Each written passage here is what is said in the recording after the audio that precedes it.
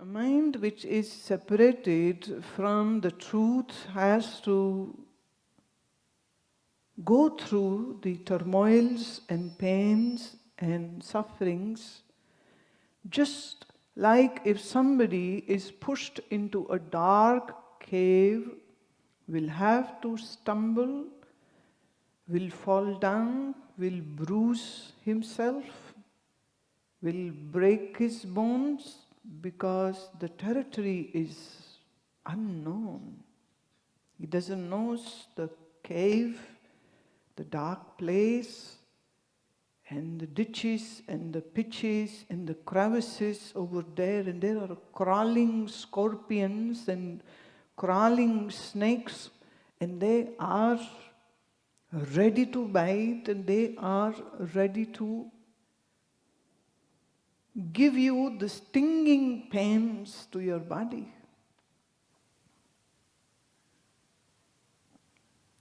So a mind which is in darkness is actually in this cave. Cave is none other than your own mind. And this cave is filled with snakes of your past bad karmas, snakes of your vasanas,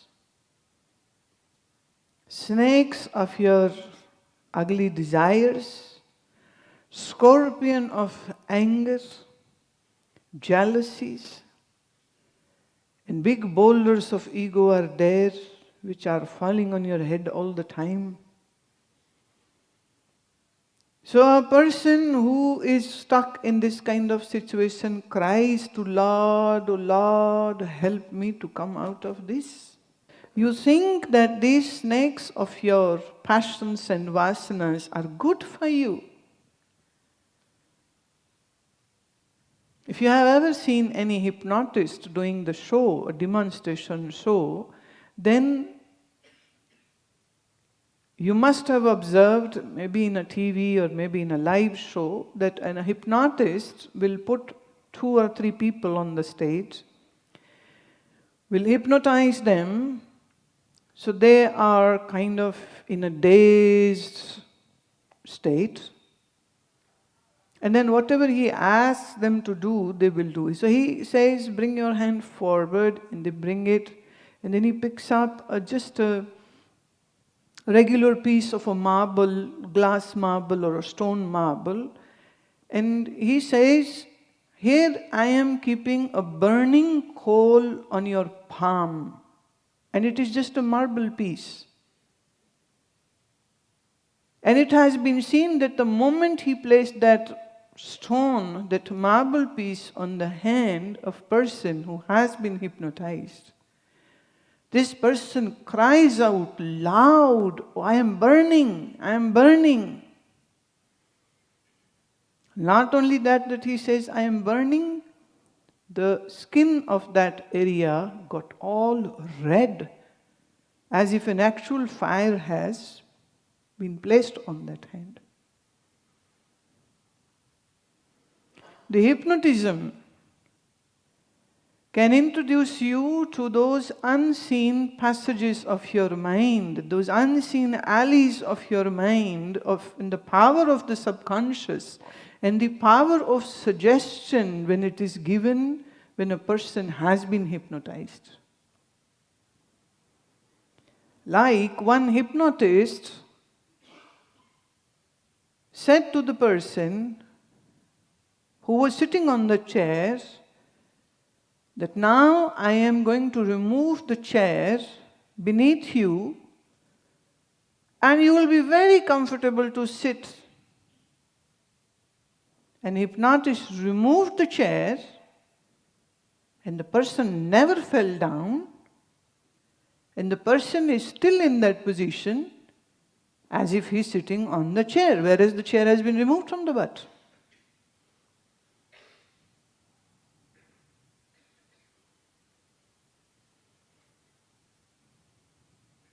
It's very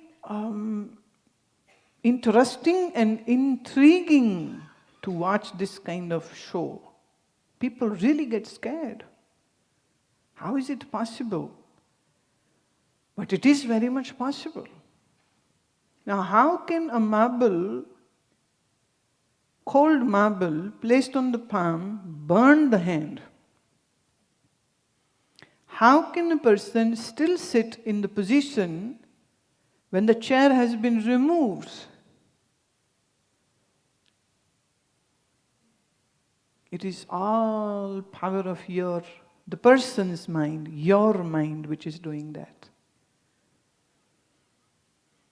So mind can create a false reality for you, and you can believe that reality to be phenomenal and fundamentally real.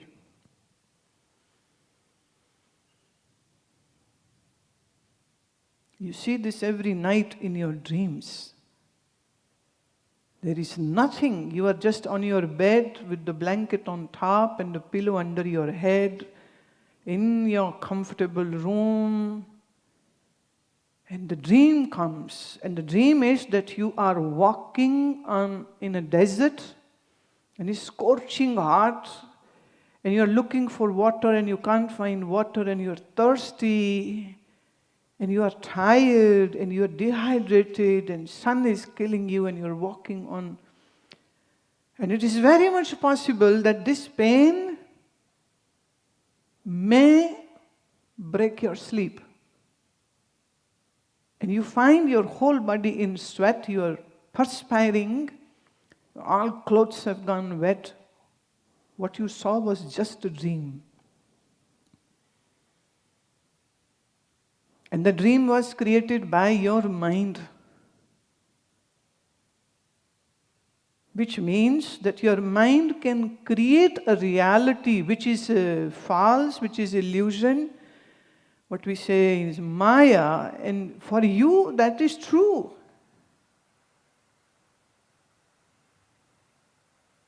You see your dead father or mother or grandfather or some relative, and you talk to that person, and you fight or complain or ask or general chit-chat you are doing with that person who has long been dead.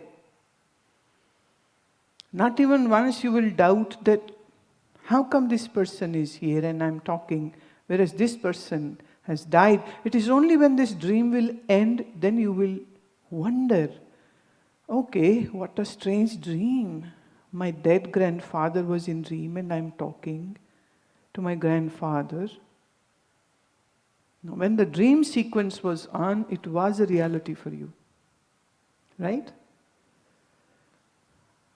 You see a lion, you see a snake, you see something horrible, horrific, some murderer is after you, some lion is after you to kill you, some demons are there, somebody is so ready to harm you, and you are racing and running in the dream, and then you wake up and you find that your breath is very erratic and you are all sweaty and you're trembling in your body. Because in the daytime you can act, be a hypocrite, and show as if you're a very noble person, a noble woman. But in dreams you see yourself as a prostitute, a bar dancer, a horrible person who kills people. In daytime you can be a show-off, being a pious, controlled, disciplined, yogic lifestyle person. But in dreams, you are libidinous. You are indulging in sexual acts, and in extreme and weird sexual acts. And when you wake up, then you wonder, oh, what type of this dream was? Psychology says what you see in the dream is actually what your real character is. Because in daytime we can fool others, but in dream it is your private world. Nobody, wife, husband sleeping by on the one same bed, still they won't know what she is dreaming or what he is dreaming.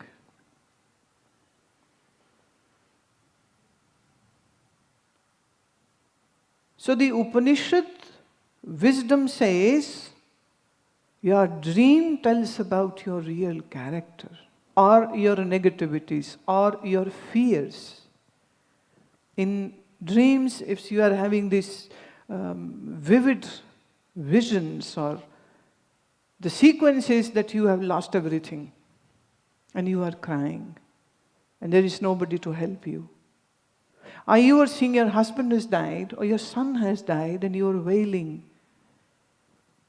That is just your fear which has taken the form of that image.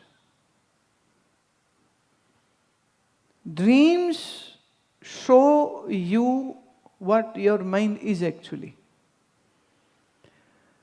So, the wise people used to say, you should always contemplate on your dreams too. Don't take it lightly. Don't just brush it off saying, oh, it was nonsense, it is nothing. No, it means something.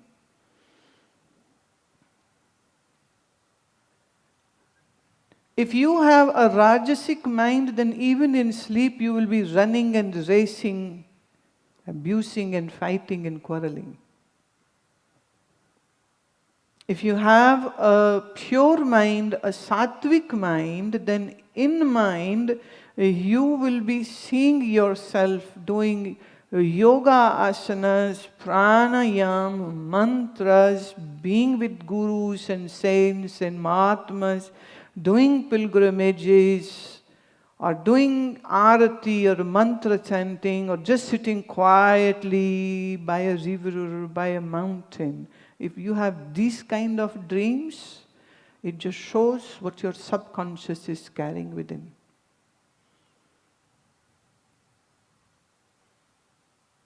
If you have very horrible, tormenting, miserable, ugly, angry dreams, filled with violence,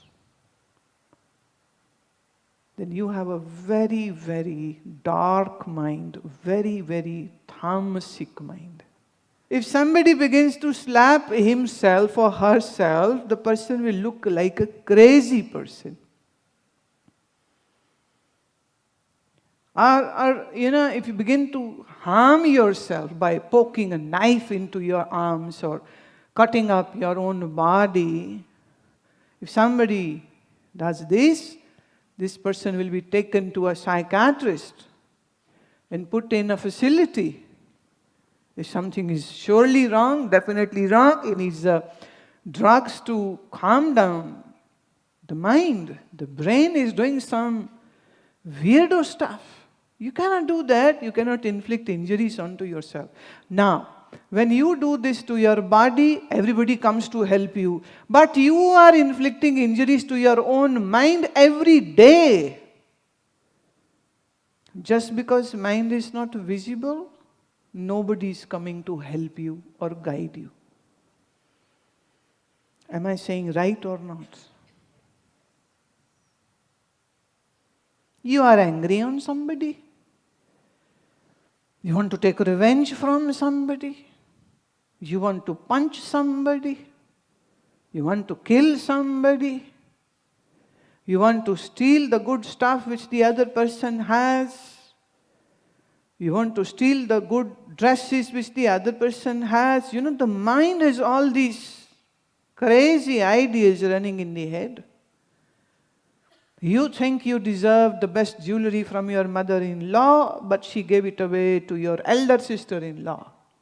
Now you want to take it back. Or she has not given anything and you want to actually smother her with that pillow, finish her off, open the almirah and take away all the jewelry. People are like that, and sometimes these people come to me, but they use very nice words to say their rubbish things. I have so many people, they come to me, my dad is in ICU, he's on ventilator, it has been 3 weeks, we haven't slept.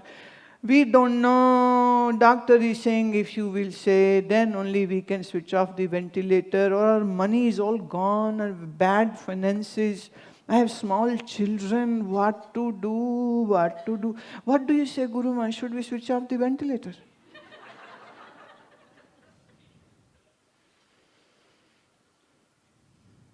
I said, how can I decide that?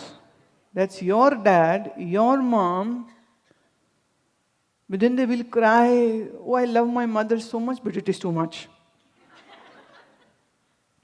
3 times it happened. I remember a young boy, he was talking to his grandmother in front of me, and he said, she isn't going to ever die. She had a brain clot, goes to hospital. Doctor said she may die in 72 hours. She didn't, she comes back. Then she had a heart attack, she goes to hospital. We thought she's gone, she comes back. 3rd time she goes again with the brain clot, and again she comes back. Dadi, tu marna nahi? Aren't you ever going to die? When will you die, and when will I get this room?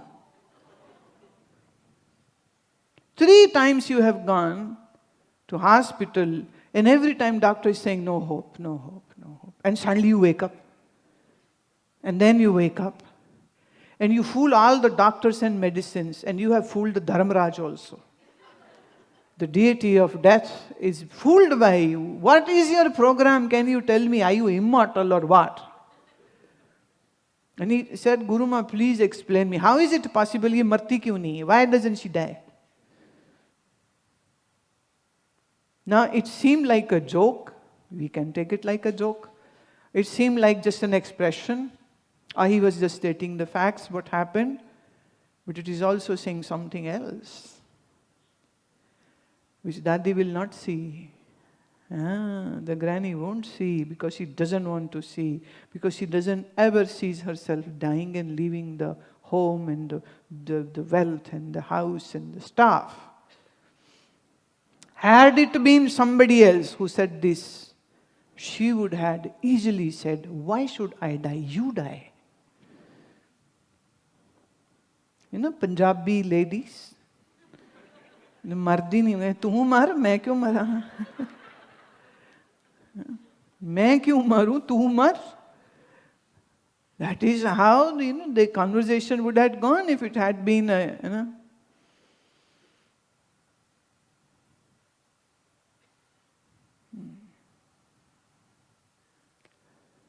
मन इस धोखे में रहना चाहता है, सब मेरा मेरा मेरा मेरा मेरा, और मन में मेरी कोई चीज़ ले जाएगा मैं उसको छोड़ूंगा नहीं, मेरा कोई पैसा ले जाएगा मैं उसे छोड़ूंगा नहीं, मेरा पति मेरा है, वो पति पर भी नज़र रखती सारा टाइम। एक औरत ने मुझे कहा कि मेरे पति ना गड़बड़ है, मुझे लगता उसका ना उससे चक्कर चल रहा है, तो मैं तो कहती ऐसे कैसे हो सकता है? मैं कहा क्यों नहीं हो सकता, तू कौन हूर परी है?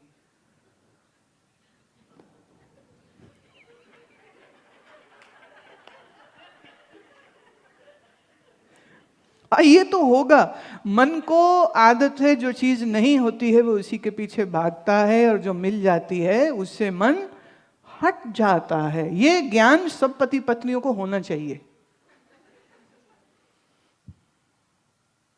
ये कहीं गया तो नहीं, किसके पास गया था, क्यों बैठा था, उसको क्यों देख रहा था, बोल क्यों रहा था, फलाना क्यों था।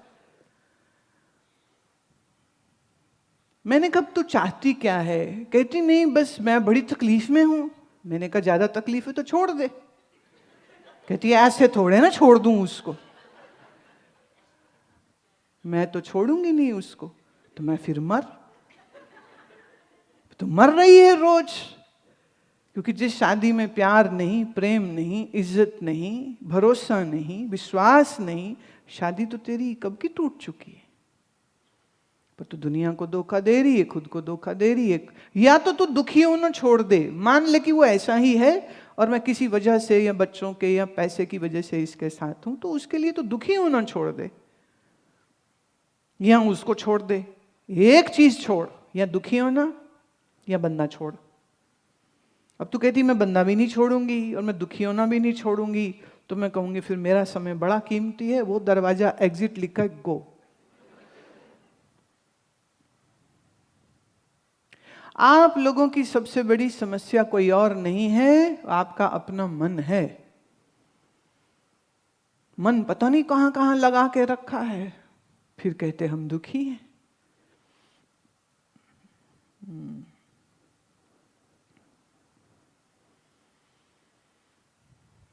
तो संसारी सारे अपने मन से पीड़ित होते हैं, और सत्संग ये सिखा देता है, सत्संग हमें ये बता देता है कि किसी के लिए अगर मन पीड़ित करेंगे तो अपने दुख के लिए हम जिम्मेदार होंगे।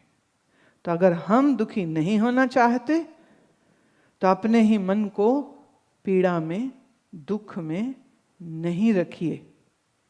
देखिए, आपका मुंह है, इसे साफ रखना जिम्मेदारी आपकी है कि आपके पड़ोसियों का। आप छोटे बच्चे थोड़े हो कि माँ मुंह पोंछती रहेगी सारे समय। You see the children, when they eat, they are just smothering all the food on their face and the clothes, and the mom or dad, they're just wiping their faces and making them clean, and then they again do it. Now, but once this child grows up, nobody is going to wipe the face of this grown-up child now. The person has to take a responsibility. Like you have a responsibility to clean up your faces, similarly, you have a responsibility to keep your mind clean. If you keep anger, hatred, jealousy, competitiveness in your mind, I can give you in writing, you will suffer for sure. If you will keep greed in your mind, lust in your mind, be assured you will be miserable. See, you have up till now in this Shivir experienced at least 3 sessions, including Yoga Nidra 4 sessions, where your mind was peaceful, joyful, quieter and serene, right?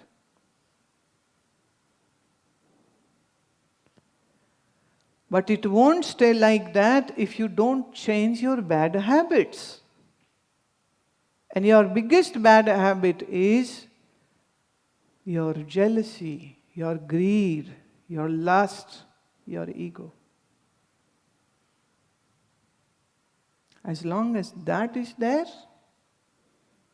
my methods will not work. And that is why people say, oh, we had such a great joy when we were in the Shivir, but the moment we came back to our house, same horrible hellfire was there. Maybe it was not fire in that house, the fire was in your mind.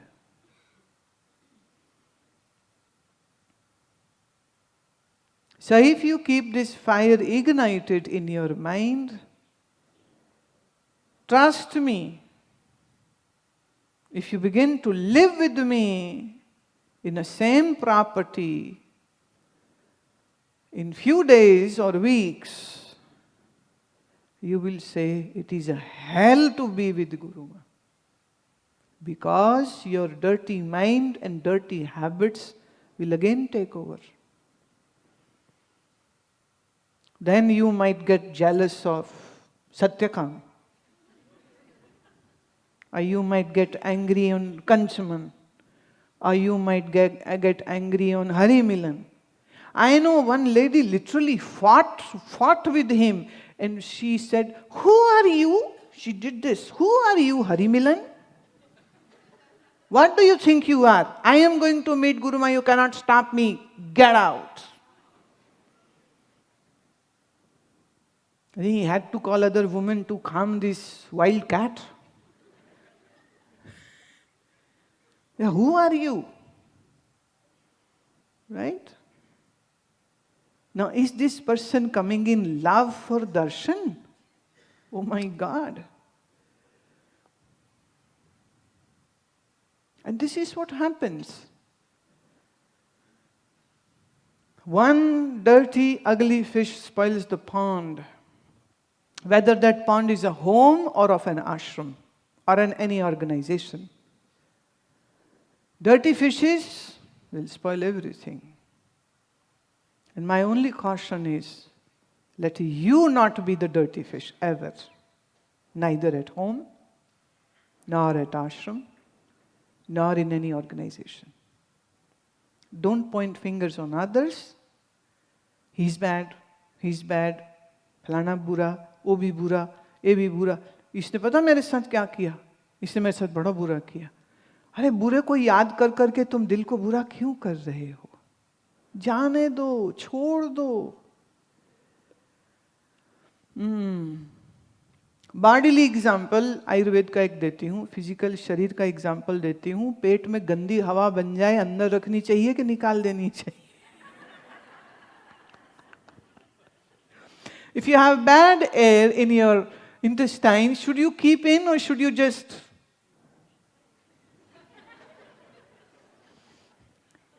What should you do? Let it go. How do you do that when you are sitting with so many people? You know, even that, let me talk something about farting also today. When there are a group of people sitting and somebody has to, they will camouflage it with cough. They'll do the work. Or laugh loud like her. If somebody is laughing too loud, no, the person is doing something fishy also. Ayurveda says that if bad air is there in your colon, in large intestine, and the apan vayu is pushing it to come out, never ever hold it in your body. Relieve yourself from that bad air.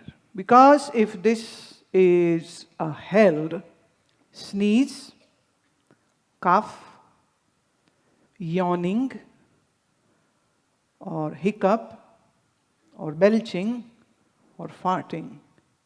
If these 6 urges are held, controlled, not allowed to go out of the body, then it will create diseases in your body. So if you have to urinate, you might be in the most top meeting. Stop the meeting, go to the loo. Because if you will not, then you will have incontinence, you will have kidney issues, you will have leaking bladder issues. If you hold your sneeze or your belching, now this is going to really shock you. It can affect your lungs and your heart and your brain. The urges should never be controlled, should never be held.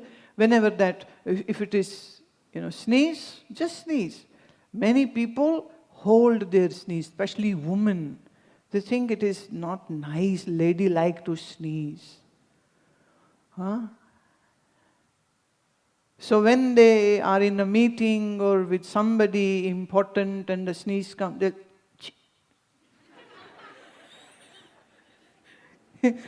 and I always ask, what was that? Oh, I have some bad cold. I said, so if the sneeze is coming, why are you controlling it? Why are you making it go undertone? But the society teaches you to suppress your yawn, belch, sneeze, fart, everything is, and then you are asked to suppress your emotions too. It's making you sick. If you keep on, you are bathing your body, and similarly, if you bathe your mind, how we do this? We do this by bringing these noble, good, wise thoughts in our mind, remembering the jnana. And the jnana says that I am not going to hold anger for somebody. I am not going to be revengeful for somebody. I am not going to worry for things and people. Things and people just come and go. I am not going to have any regret in my mind. If I did something wrong, I was misled, mistaken. And if somebody has done wrong, then that person was mistaken, misled, or fell for that bad moment. Everybody has a bad moment.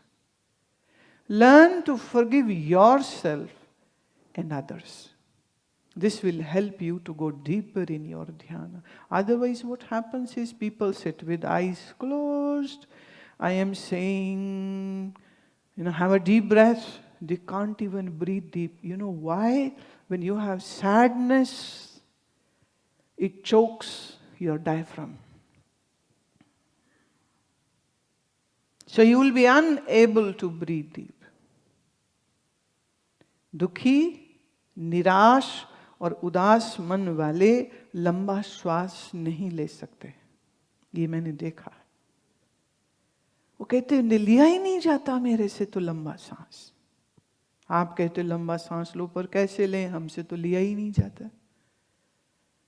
और मैं देख रही हूं कि उसके मन में बहुत दुख है, उसके मन में बहुत डर है. मेरी चीजें ना चली जाएं, मेरे बच्चे ना मुझे छोड़ जाएं, मेरा घर वाला ना मुझे छोड़ जाए. ये डर बैठे हैं मन में. इस वजह से तो सांस लंबा नहीं ले पाते.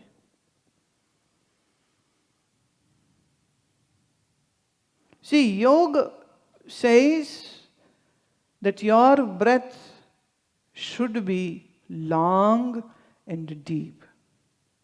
But if you hold on sadness, grief, then you cannot breathe. Because your sadness is creating these knots in your physiology. It becomes difficult. Have you seen when somebody is crying, their breaths get so short? They'll be breathing like this.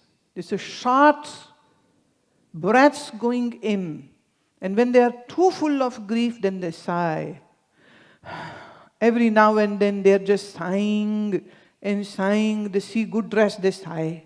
They see handsome men, they sigh. And they wonder, what man did I get? That was the person. They are sighing. They see somebody's nice car, they are sighing. People are like that. And then they ask me, oh, I am finding it so difficult to breathe deep. And I said, well, you correct your mind.